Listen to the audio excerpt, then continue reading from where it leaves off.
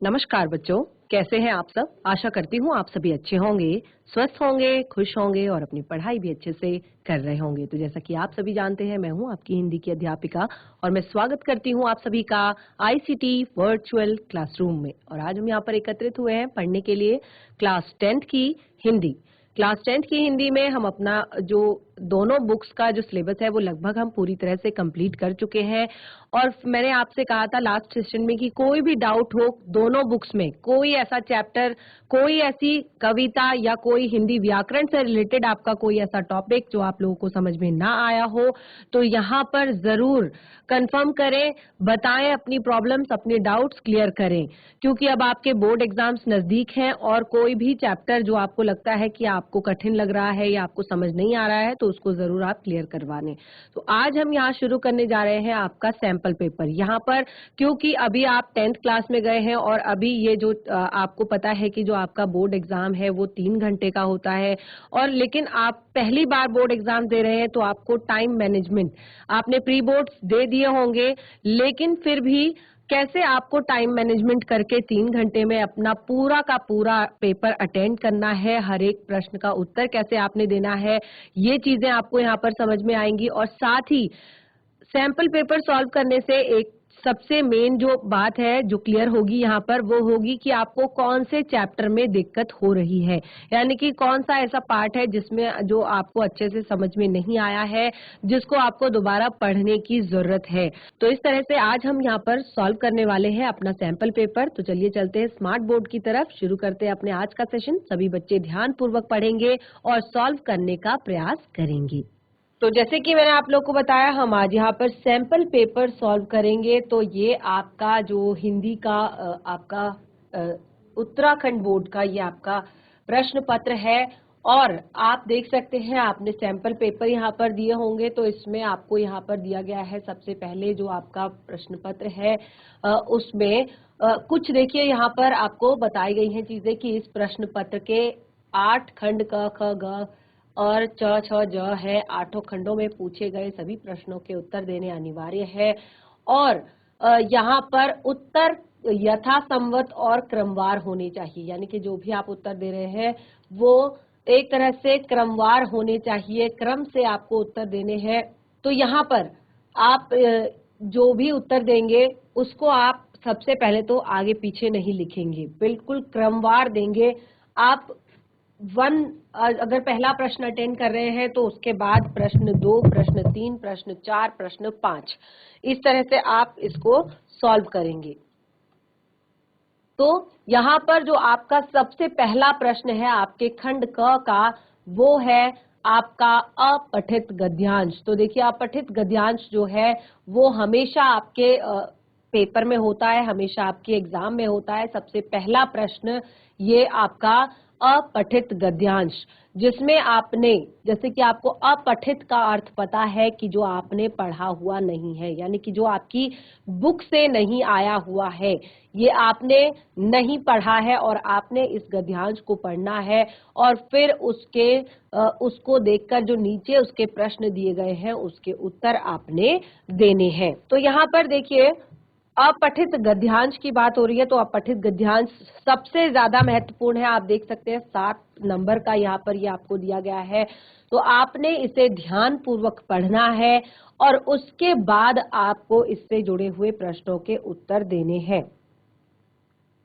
तो जब आप यहाँ पर प्रश्नों के उत्तर देते हैं तो कई बार क्या होता है, बच्चे उस टाइम पे बहुत ही ज्यादा हड़बड़ी में होते हैं, बहुत ज्यादा जल्दीबाजी में होते हैं और वो क्या करते हैं कि सैंपल पेपर को बहुत अच्छे से नहीं पढ़ पाते हैं, सैंपल पेपर को बहुत अच्छे से नहीं पढ़ते हैं। तो यहाँ पर सबसे पहले हमें यही करना है कि हमें इस सैंपल पेपर को बहुत ही अच्छे से पढ़ना है, सैंपल पेपर को बहुत ही अच्छे से समझना है।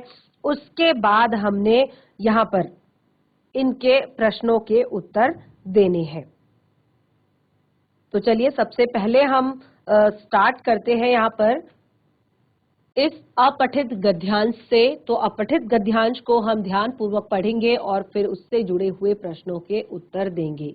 तो देखिए क्योंकि अपठित गद्यांश है तो किसी भी टॉपिक से जुड़ा हुआ हो सकता है, किसी भी टॉपिक से रिलेटेड हो सकता है। तो चलिए पढ़ते हैं। हिमालय कहने से भारतवर्ष की भौगोलिक सीमा का केवल स्मरण नहीं होता, भारत की पवित्रता की ऊंचाई का भी बोध होता है। यानी कि अगर आप हिमालय का नाम ले रहे हैं, अगर आपने हिमालय नाम लिया है, तो इससे केवल भारत की भौगोलिक सीमा का ही स्मरण नहीं होता कि केवल आपको भारत की भौगोलिक सीमा पता चल जाती है, इससे स्मरण आता है आपको भारत की पवित्रता की ऊंचाई का, कि भारत की पवित्रता की कितनी ऊंचाई है। वह पूर्व और पश्चिम समुद्र को गहाने वाला पृथ्वी का मानदंड मात्र नहीं है। यानी कि ये जो हिमालय है, ये पूर्व और पश्चिम समुद्र को गहाने वाला केवल पृथ्वी का मानदंड नहीं है। यानी कि हिमालय केवल पृथ्वी का मानदंड मात्र नहीं है, यह है देवात्मा। हिमालय को देवात्मा कहा गया है। ये देवात्मा है, उसकी आत्मा देवता है और देवताओं की वह आत्मा है, उसकी आत्मा देवता है और देवताओं की आत्मा है। हिमालय इस वसुंधरा का वत्स है। हिमालय इस वसुंधरा का वत्स है। पुराणों की कहानी आती है कि पृथ्वी बंजर होने लगी थी। जो पुराणों की कहानी में बताते हैं, देखिए यहाँ पर हिमालय की महत्ता अभी तक हमें पता चल रही है कि हिमालय के महत्व को बताया है। तो सबसे पहले कहा है कि आप हिमालय के बारे में केवल इतना ना समझें कि हिमालय केवल भारत की भौगोलिक सीमा है, ये भारत की पवित्रता की ऊंचाई भी है। ये बताता है कि हमारे भारत में कितनी पवित्रता है, हमारा भारत कितना समृद्ध है, हमारा भारत कितना स्वच्छ है। तो देखिए, यह पूर्व और पश्चिम समुद्र को गहाने वाला, यानी कि ये पूर्व और पश्चिम में समुद्र को गहाने वाला, यानी कि समुद्र की गहराइयों को बताने वाला केवल मानदंड नहीं है, यह देवात्मा है। यानी कि जैसे देवात्मा यानी कि देवताओं की जो आत्मा होती है, यह देवात्मा है, यह एक देव आत्मा है।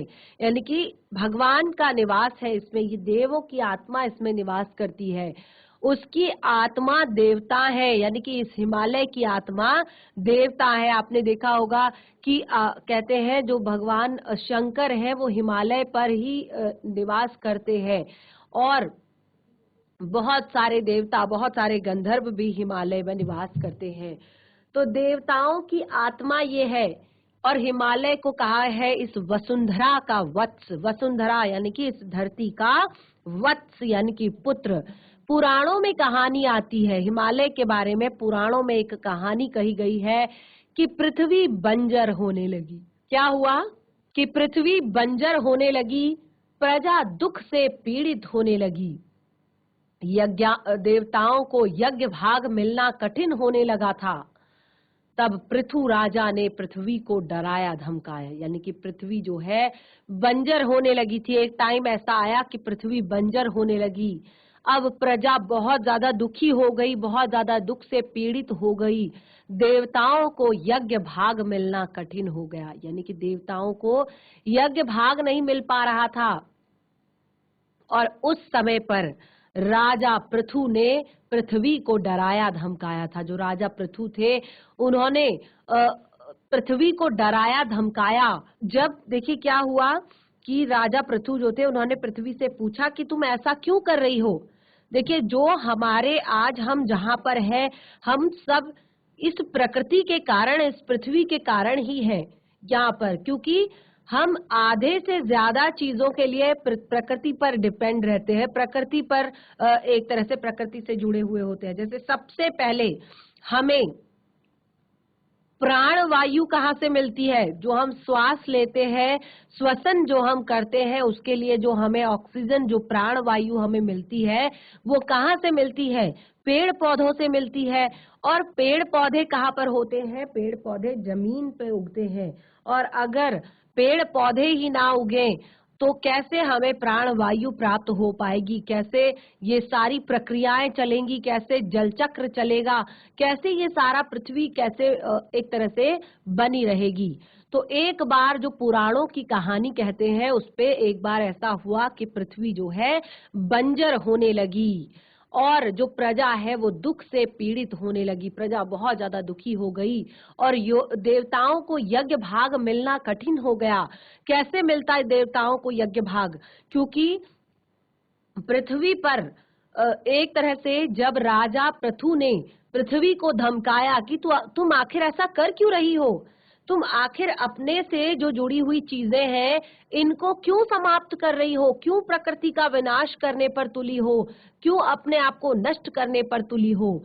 तो वो कहती है, मैंने कहा, पृथ्वी कहती है, मैंने अनाचार बढ़ता हुआ, यानी कि मैंने देखा कि मेरे ऊपर अनाचार, अत्याचार, अधर्म ये सारी चीजें बढ़ रही है।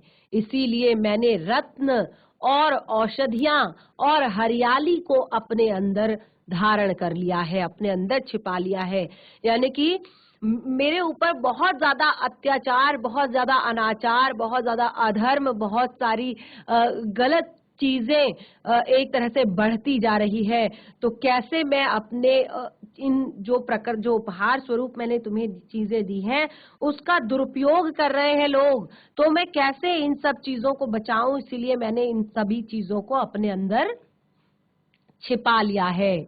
और वो कहती है कि मैं गाय का रूप धारण करूंगी। तब उस टाइम पे पृथ्वी ने कहा कि मैं गाय का रूप धारण करूंगी और तुम मेरे लिए उपयुक्त बछड़ा ढूंढो। उस टाइम पे मैं गाय का रूप धारण करूंगी और तुम मेरे लिए उपयुक्त बछड़ा ढूंढो और मैं यह सारी सामग्री दूध के रूप में प्रस्तुत करूंगी। तो जब तुम मेरे लिए एक उपयुक्त बछड़ा खोजोगे तो उस टाइम पे जो सामग्रियां मैंने अपने अंदर छुपाई है, वो हरियाली, वो रत्न, वो औषधियां, वो सब मैं दूध के रूप में तुम्हारे सामने प्रस्तुत करूंगी। पृथु ने पर्वत हिमालय में नए पर्वत हिमालय को बछड़ा बनाया। उन्होंने क्या किया? जो नया नया पर्वत अभी बन रहा था, बहुत बड़ा नहीं था, तो जो नया नया पर्वत अभी बना था उन पर्वत को उन्होंने बछड़ा बनाया। और पृथु ने पर्वतों में नए पर्वत हिमालय को बछड़ा बनाया। हिमालय जो नया नया अभी उस टाइम पे बन रहा था और हिमालय के वात्सल्य से पिन्हाकर, हिमालय के प्रेम से पिन्हाकर, हिमालय के वात्सल्य से पिघलकर पृथ्वी ने धरती ने औषधियां और रत्नों से भरे भरे जो मटके हैं वो भर दिए। सृष्टि की यह कहानी हिमालय के आविर्भाव के बाद एक नए देश और नई संस्कृति के उत्थान की कहानी बनी। हिमालय उस संस्कृति का अग्रदूत है जो आत्मदान में विश्वास करती है। हिमालय का बड़प्पन केवल नागाधिराज होने का नहीं है, उसका बड़प्पन है गंगा जैसी नदियों को जन्म लेने का। इन नदियों के माध्यम से हिमालय से अपनी उदारता, अपनी सुचिता और समृद्धि मुक्त हस्त से लुटा रहा है। इसीलिए ऋग्वेद में सृष्टा के महत्व को, सृष्टा की महिमा से हिमालय को अद्भुत बताया है। बहुत ही सुंदर सा ये छोटा सा अपठित गद्यांश हमारा यहाँ पर था और इसमें हिमालय के महत्व को बताया गया है। आप साफ तौर पर देख रहे हैं, स्पष्ट तौर पर देख रहे हैं कि हिमालय के महत्व को बताया है। तो देखिए यहाँ पर कुछ ये 5 प्रश्न दिए हैं जिनको आपने सॉल्व करना है, जिनको आपने हल करना है। ये आपका जो अपठित गद्यांश है ये आपका 10 नंबर का भी होता है, यानी कि 5 प्रश्न जो है वो आपके 2-2 नंबर के सारे प्रश्न होंगे। तो पहला आपका यहाँ पर प्रश्न है, हिमालय कहने से भारतवर्ष की भौगोलिक सीमा का अतिरिक्त क्या बोध होता है? यानी कि हिमालय हिमालय अगर आपके सामने कोई कहता है, हिमालय अगर आपके सामने कोई बोलता है, तो हिमालय कहने से सबसे पहले तो भारत की भौगोलिक सीमा का बोध होता है, हमें भौगोलिक सीमा का पता चलता है। दूसरा क्या पता चलता है हमें? तो दूसरा हमें पता चलता है भारत की पवित्रता का। भारत की एक तरह से भारत कितना पवित्र है। और दूसरा ये हमें पता चलता है कि ये एक देवात्मा है, यानी कि यहाँ पर बहुत सारे देवताओं का निवास है, ये एक देवात्मा है। देखिए अगला जो प्रश्न है, पृथु राजा ने पृथ्वी को क्यों डराया धमकाया?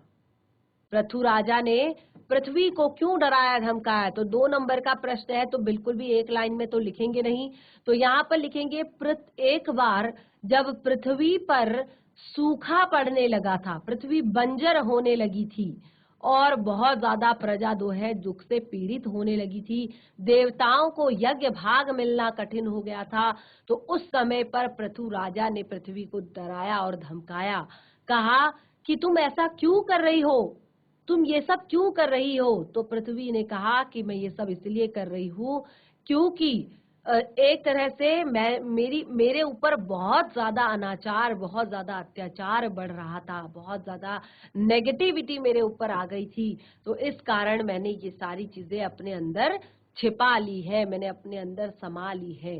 इसीलिए राजा पृथु ने पृथ्वी को डराया धमकाया। अगला प्रश्न है, हिमालय का बड़प्पन किस रूप में है? देखिए हिमालय का बड़प्पन किस रूप में है? हिमालय का बड़प्पन केवल इस रूप में नहीं है कि वो केवल आकार में बड़ा है। हिमालय केवल नागाधिराज होने में उसका बड़प्पन नहीं है कि वो सभी एक तरह से पर्वतों का राजा है, एक नागाधिराज है, ये उसका बड़प्पन नहीं है। उसका बड़प्पन ये है कि वो जिस तरह से अपनी सुचिता और समृद्धि को मुक्त हस्त से लुटा रहा है, यानी कि अपनी जो समृद्धि है उसको मुक्त हस्त से लुटा रहा है, इसीलिए उसका बड़प्पन इसमें है। अगला है, हिमालय कौन सी संस्कृति का अग्रदूत है? हिमालय कौन सी संस्कृति का अग्रदूत है?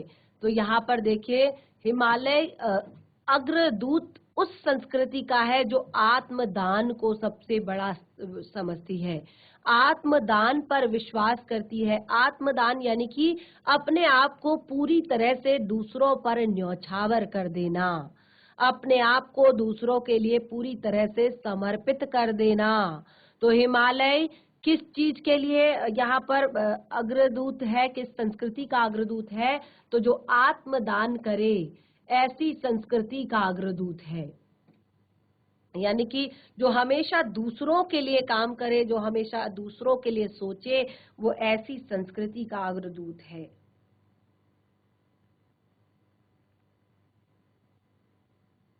अगला प्रश्न देखिए, प्रश्न नंबर 5, उपयुक्त गद्यांश का उपयुक्त शीर्षक लिखिए। तो बहुत ही ज्यादा इंटरेस्टिंग ये हमारा अपठित गद्यांश था और इसका बहुत ही ज्यादा सरल उत्तर आप यहाँ पर दे सकते हैं कि जो ये आपका अपठित गद्यांश है इसका नाम हो सकता है हिमालय की महत्ता, हिमालय की महत्ता, ठीक है, या हिमालय के बारे में आप इसमें और भी बहुत सारी चीजें जोड़कर, यानी कि उसके बारे में आप बहुत सारी चीजें अपने मन में सोचकर इसको एक अच्छा सा यहाँ पर शीर्षक दे सकते हैं। तो चलिए ये हमारा जो पहला प्रश्न है यहाँ पर कंप्लीट होता है। निम्नलिखित गद्यांश को पढ़कर प्रश्नों के उत्तर दीजिए। तो यहाँ पर हमने पहला प्रश्न जो है कंप्लीट कर लिया है, गद्यांश को पढ़ा और उसके प्रश्नों के उत्तर हमने दे दिए हैं। अब हमारा खंड ख आता है। खंड ख जो है वो रचना है, एक तरह से जो आपका खंड ख है ये हिंदी व्याकरण से जुड़ा हुआ होता है, यानी कि हिंदी व्याकरण से जुड़ी यहाँ पर चीजें होती है जिनका आपने उत्तर देना होता है। तो देखिए यहाँ पर कहा है कि संकेत बिंदु के आधार पर, संकेत बिंदु यहाँ यानी कि यहाँ पर कुछ 3 से 4 हमें पॉइंट्स दिए हैं, 3 से 4 हमें संकेत बिंदु दिए हैं और इनके आधार पर आपने इस 2 विषयों में उत्तराखंड में पर्यटन की संभावना और दूसरा जनसंख्या वृद्धि का संकट, इन 2 टॉपिक्स पर आप यहाँ पर निबंध लिख सकते हैं 250 शब्दों में, 250 शब्दों में यहाँ पर आपने निबंध लिखना है। तो यहाँ पर उत्तराखंड में पर्यटन की संभावना, आप सभी को पता है जो उत्तराखंड हमारा है, ये एक पर्वतीय क्षेत्र है। यहाँ पर बहुत, और उत्तराखंड को देवभूमि भी कहा जाता है। बहुत सारे ऐसे पौराणिक मंदिर, एक तरह से काफी अच्छा इतिहास यहाँ का रहा है, इस तरह की पौराणिक घटनाओं से जुड़ा हुआ। तो इस कारण यहाँ पर एक तो ये पर्वतों से घिरा हुआ है, और दूसरा यहाँ पर बहुत ज्यादा एक तरह से आस्था के केंद्र, काफी अच्छे अच्छे जो हमारे मंदिर है, एक तरह से अध्यात्म से जुड़ी हुई जगह है, तो उनके आधार पर यहाँ पर पर्यटन की संभावना भी काफी अच्छी दिखाई देती है। तो अब आपको अगर इस पर निबंध लिखना है तो आप बहुत ही सरल, बहुत ही आसान तरीके से इसमें लिख सकते हैं। और यहाँ पर एक बहुत अच्छी बात है कि आपको पॉइंट्स दिए गए हैं, संकेत बिंदु दिए गए हैं, आपको एक्स्ट्रा फालतू कुछ भी नहीं लिखना है। संकेत बिंदुओं के आधार पर आपने उत्तर देना है। तो अगर आपको उत्तराखंड में पर्यटन की संभावना पर अगर निबंध लिखना हो तो आप सबसे पहले पर्यटन का अर्थ यहाँ पर समझाएंगे, यानी कि जब प्रस्तावना शुरू करेंगे आप निबंध की, तो उस प्रस्तावना में आप पर्यटन का अर्थ बताएंगे कि पर्यटन का क्या अर्थ होता है। और पर्यटन के अर्थ में आप बिल्कुल वो सारी चीजें लिख सकते हैं जो आपके आध्यात्म से जुड़ी हुई बातें हैं कि क्यों हम ये चीजें पर्यटन से जोड़ते हैं। और साथ ही यहाँ पर उत्तराखंड के पर्यटन स्थल, तो ये बहुत ही ज्यादा इंटरेस्टिंग है प्रश्न कि उत्तराखंड के पर्यटन स्थल, तो उत्तराखंड के बहुत सारे पर्यटन स्थल है, जैसे मैंने आपको बताया काफी सारे ऐसे ऐसी यूनिक चीजें यहाँ पर है। सबसे पहले यहाँ पर जैसे आपने देखा होगा बुग्याल है, काफी सारे फूलों की घाटी है यहाँ पर, और बहुत ही ज्यादा अलग अलग तरह के फेमस बहुत सारे जो तीर्थ है, बद्रीनाथ है, केदारनाथ जी है, हरिद्वार है, ऋषिकेश है, या और भी आगे गंगोत्री, यमुनोत्री, और भी बहुत सारे ऐसे दर्शनीय स्थल यहाँ पर है। तो उन दर्शनीय स्थलों को आप पर्यटन के अनुसार भी जोड़ सकते हैं, पर्यटन में भी इनको लाया जा सकता है। और पर्यटकों को दी जाने वाली सुविधाएं, क्योंकि उत्तराखंड जो है एक तरह से आपदाएं भी यहाँ पर काफी आ जाती है, तो यहाँ पर किस टाइम पे कैसे पर्यटकों को आना है, पर्यटकों को के लिए कौन सा समय सबसे ज्यादा सही रहेगा, और उनको कहाँ पर कौन कौन सी जगह पर, देखिए मौसम के हिसाब से, अब देखिए एक तरह से अगर हम गर्मियों में अगर हम हरिद्वार या ऋषिकेश या देहरादून या एक तरह से जो मैदानी क्षेत्र है उत्तराखंड के उनकी बात करें तो वहां पर काफी ज्यादा गर्मी होती है। लेकिन अगर इसके जस्ट अपोजिट हम पहाड़ी क्षेत्रों की तरफ चले जाएं, पिथौरागढ़, मुनस्यारी, या एक तरह से जो बद्रीनाथ जी हैं, केदारनाथ जी हैं, वहां पर अगर हम गर्मियों में भी चले जाते हैं तो काफी ज्यादा हमें वहां पर ठंड देखने को मिलती है।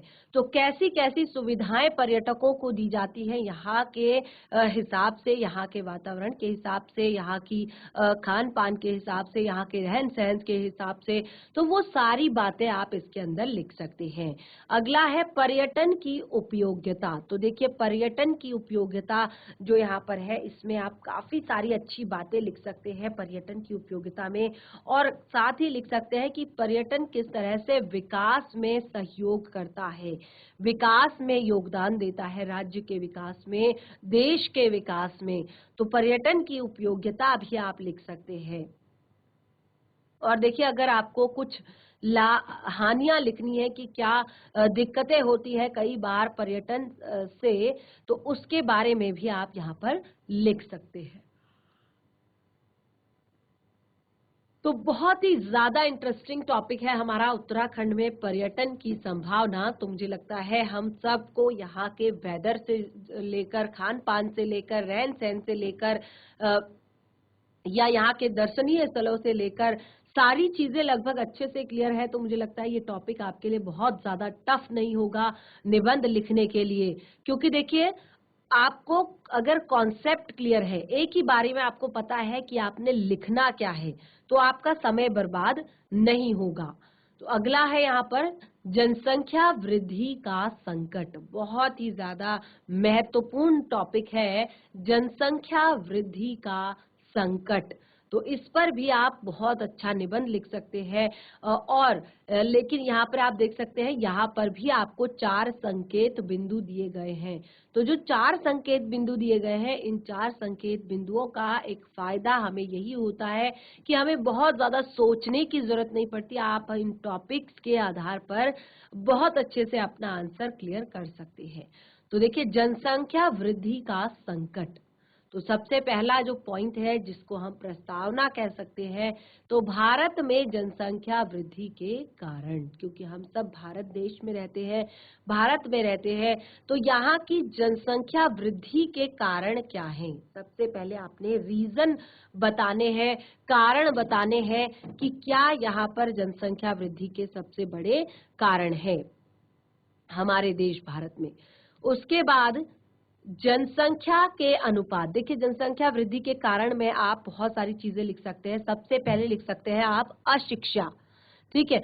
उसके बाद आप लिख सकते हैं कि जनसंख्या नियंत्रण संबंधित जानकारियों, जनसंख्या नियंत्रण संबंधित जो सूचनाएं हैं उनकी जानकारी ना होना, ठीक है।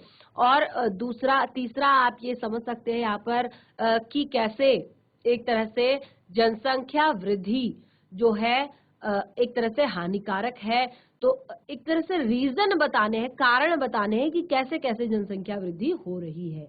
उसके बाद सेकंड पॉइंट है, देखिए, जनसंख्या के अनुपात में घटते संसाधन। तो देखिए, ये बहुत ही ज्यादा महत्वपूर्ण आपकी लाइन है, जनसंख्या के अनुपात में घटते संसाधन।